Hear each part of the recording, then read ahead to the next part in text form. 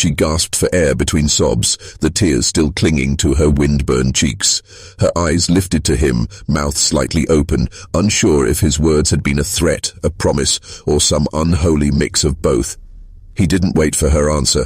Abram turned and walked toward his camp, the faint crunch of snow beneath his boots the only sound between them. But it hadn't begun here. Her on the stump, him making that strange, heavy declaration.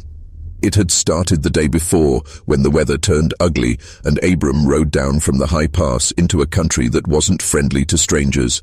The sun was a pale disk behind thin cloud, the wind sharp enough to cut the breath from his chest. His mare picked her way along the narrow trail, hooves cracking frozen branches under the crusted snow. He had been hunting elk, but the tracks had led him too far down into the low valleys. By the time he considered turning back, the wind had shifted, bringing him something else. Smoke. Faint, but distinct, curling up from the cottonwood bottom a mile off.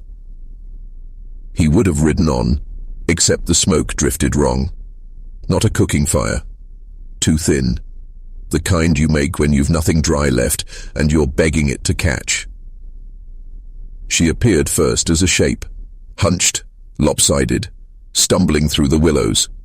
A large woman, broad in the shoulders and hips, but moving like miles had beaten her down. Her dress was torn at the hem, a scrap of brown shawl hanging from one arm. Abram reined in without calling out. She looked up at him. For a moment he thought she might bolt like a spooked doe, but she only stopped, breath flashing in quick clouds, hands working at the fabric bunched around her middle. "You lost?" he asked. Her mouth moved, but no sound came. She shook her head once, eyes slipping past him toward whatever she'd come from. The wind shifted again. This time Abram caught it, not just wood smoke, burnt canvas, grease, and beneath it, a faint copper tang. "What's back there?" he asked. Her eyes flicked up at him, quick, bright, full of something he couldn't quite name. Not fear exactly, not shame, maybe the worn-out remnant of both. She didn't answer. He could have ridden on.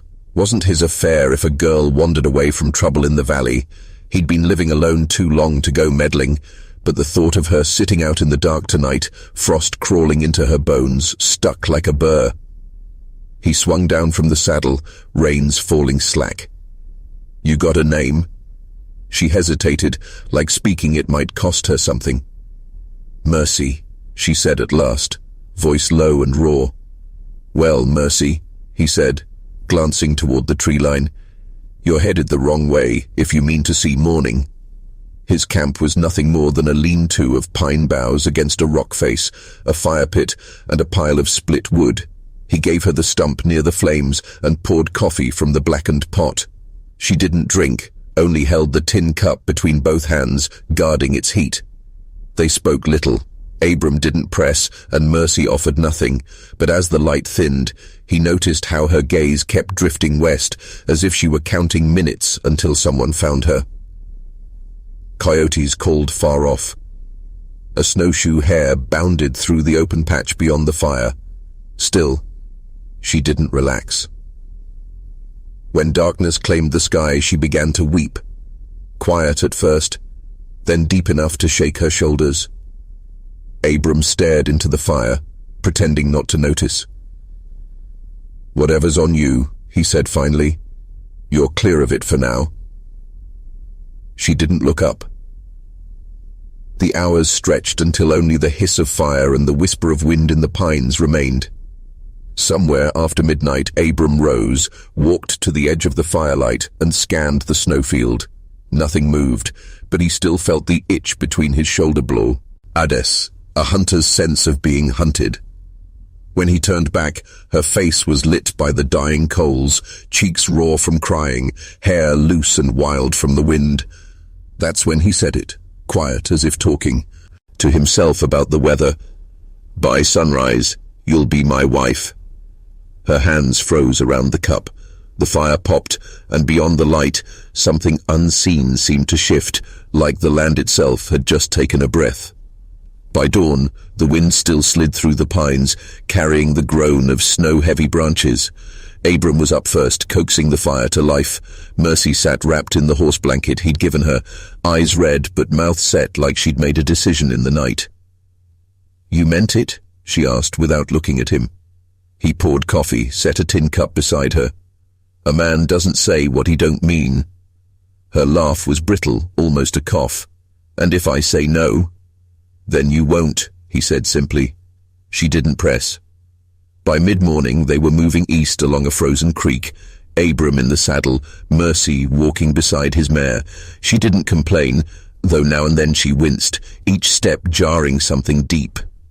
"Where's your people?" he asked. "Don't have any. Everybody's got somebody. Not me." They went quiet again. Overhead, a hawk drifted, its shadow crossing the snow like a ghost. "You running from someone?" he asked. "Or towards something," she said, tightening her grip on the lead rope. "Don't matter. Folks in town won't want me either way." Towns are full of people who can't see past their own supper plates. Ain't worth much worrying over. "You don't know what they'll say," she murmured. "I know, and I don't give a damn." In a narrow canyon, the creek vanished between granite walls. Abram spotted the first sign, a deep boot track in fresh snow, headed the way they'd come. "You expecting company?" "No." He studied her face. She looked more frightened now than last night. "Who's on your trail?" "Don't know his name. Big, mean. Rode with 2 others." "What did you take from him?" Her jaw clenched. "Just myself." That told him more than her words. By midday, they reached Abram's cabin, a squat square of hand-hewn logs banked with snow. Smoke curled from the chimney, carrying the scent of juniper. Inside was warm, sunlight filtering through small glass panes. The furniture was mismatched but neat. Mercy moved slow, as if afraid to touch anything. Abram set bread and dried venison on the table. "Eat." She did, fast, like she didn't trust there'd be more. That evening, splitting wood outside, Abram caught it, a glint of sunlight on metal at the tree line, gone in an instant. When he stepped back in, Mercy was at the window, shoulders tight. "They found us," she said. He didn't ask how she knew. In town, 15 miles east, Abram's name carried mixed weight. Some called him decent. Others swore he was half wild. He knew what sheltering her would mean, whispers, accusations, men deciding what kind of woman she was. He could send her away, let her troubles leave with her, or he could do what he'd already said, bind her to him in a way no one could unpick. "Whatever's coming," he told her that night, "we face it together, you understand?" She nodded. Outside, the wind shifted, and with it came the faint crunch of boots in snow. They came under the moon, 3 men, slow and deliberate, crossing the field toward the porch. The leader called out, "You've got something of mine." "She owes you nothing," Abram said. "She worked my place, ate my food, slept under my roof, then she ran. I aim to collect. She's under my roof now." The leader's grin faded. "Don't make this harder." "Ride on," Abram told him. "Go fetch her," the man said to one of his men. Abram shifted his rifle just enough for the sound of metal against leather to cut the air. The man stopped. Mercy's voice came cold and steady. "You think you can take me back? You think I'm still yours?" The leader sneered. "Ain't no one else going to want you. He's just taking pity. It won't last." Abram's voice hardened. "You're done talking to her." The man smirked. "We'll be back." And they were.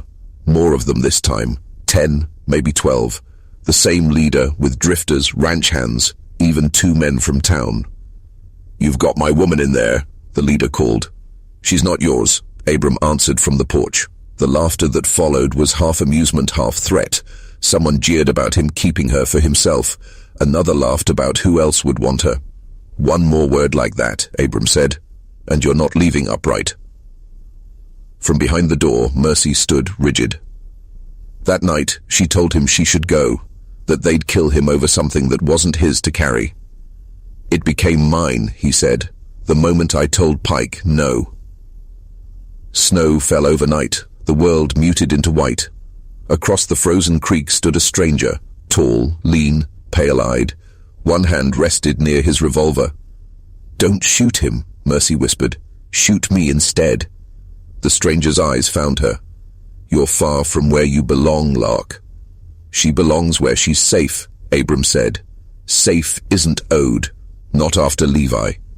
Mercy's breath hitched. She confessed Levi had tried to drag her back, and she had fought. "Levi Crane was my brother," the stranger said. Abram tightened on the rifle. "You here to finish what Pike started?"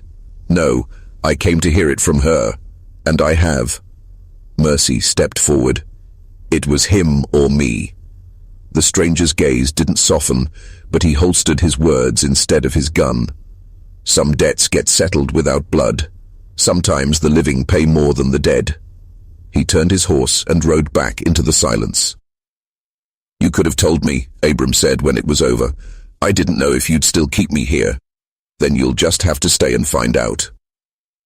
They walked back toward the cabin, snow swallowing their tracks. By nightfall, the wind would cover every sign of the stranger's visit. Pike might still come, others too, but for now the prairie was still, and the fire in Abram Kelter's cabin burned warm against the cold. And somewhere deep in that quiet, Mercy Winslow began to believe she might have something left after all. The wind had shifted by the time they reached the ridge. It no longer howled, but moved in long, deep breaths, like a giant somewhere in the mountains was exhaling over and over. Each gust carried the scent of pine resin and the faint bite of wood smoke. Someone's fire far off, too far to matter. The snow here was untouched, smooth as poured sugar, save for the narrow trail their boots pressed into it. Tom kept glancing at the horizon. He wasn't looking for anything specific. It was just the habit of a man who knew these hills had their own way of hiding danger. "Snow'll be deeper on the north slope," he muttered, more to himself than to Sarah. "We'll take the creek bed instead." Sarah didn't answer at first. She was watching her own breath vanish in front of her, counting each cloud as though it marked time.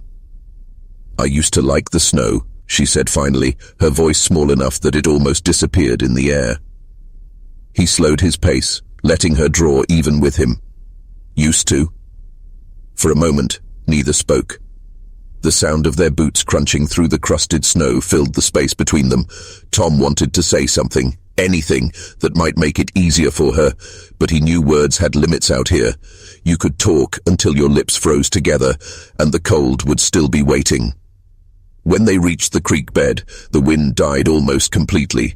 The bare willows along the banks stood like black skeletons, their thin branches etched against the pale sky. The ice beneath them groaned in slow, tired cracks. Tom crouched, brushing a hand over the frozen surface. "We can walk it for a stretch," he said, "safer than breaking trail through the drifts." Sarah hesitated. "What if it gives way?" "It won't," he said, though he knew better than to promise the mountains mercy. Still, the ice here was thick. Weeks of hard freeze had seen to that. He offered his hand, and after a moment she took it. They moved in silence again, their steps echoing in hollow thuds over the ice. The sound was strangely comforting, like the steady beat of a drum marking each step forward. Somewhere ahead, a raven called, its voice carrying far in the still air. "You think they're still looking for us?" Sarah asked suddenly. Tom didn't answer right away. "If they are, they won't find us out here, not unless they know the land." Her lips tightened. "They'll keep trying." He looked at her, really looked. The set of her jaw, the pale smudge of exhaustion under her eyes, the stubborn way she kept moving even though her breath came in short bursts. "Then we keep ahead of them," he said. "That's all there is to it." By late afternoon, the light had taken on that grey, diluted quality that meant night would come faster than it should. The temperature was already dropping. Tom led them toward a stand of spruce on the far side of the creek, the kind of place that could break the wind and hide the glow of a fire. Inside the grove, the snow was thinner, broken by patches of old needles. Tom dropped his pack and began clearing a space with the edge of his boot. Sarah stood nearby, rubbing her hands together, her eyes following his every movement. "You've done this before," she said. He gave a short nod. "More times than I care to count. And it always works. The fire, I mean." A faint smile tugged at his mouth. "Always has so far." While he worked, She gathered what dry twigs she could find, her fingers stiff in the cold. Tom shaved curls from a piece of pine with his knife, each strip falling like pale ribbons into the growing pile. He struck flint to steel, the sparks catching in the curls, flaring to life. When the first flames took hold, Sarah knelt close, holding her hands out as if she could pull the heat into her bones. The color returned to her cheeks in slow degrees, and for the first time all day, Tom saw her shoulders drop from their constant tight hunch. "This," she whispered, "feels like the first good thing in days." Tom fed the fire until it was steady and strong, the light dancing on the trunks around them. He sat back, resting on one knee, watching her soak in the warmth. "We'll eat, rest, and move again before first light," he said. "Fire's good for the night, but it's a beacon to the wrong kind of eyes if we linger." She nodded, though her gaze stayed on the flames. "I understand." When darkness came, it was sudden. The grove seemed to close in around them, the fire's glow the only island in a sea of black. The wind rose again, rattling the spruce branches, but the heat held. Tom kept his rifle across his knees. Every so often he'd glance toward the edge of the trees, listening. The mountain was never silent. Not really. It whispered and shifted, the snow settling, the ice groaning, the unseen life moving in the dark. But sometimes those sounds could mask the tread of boots. Sarah lay near the fire, wrapped in her blanket. Her breathing was slow but not deep enough for true sleep. "You think we'll make it?" she asked softly. He didn't pretend not to know what she meant. "We've come this far," he said, "and tomorrow we'll come farther." She was quiet for a long time after that. Then, "I believe you."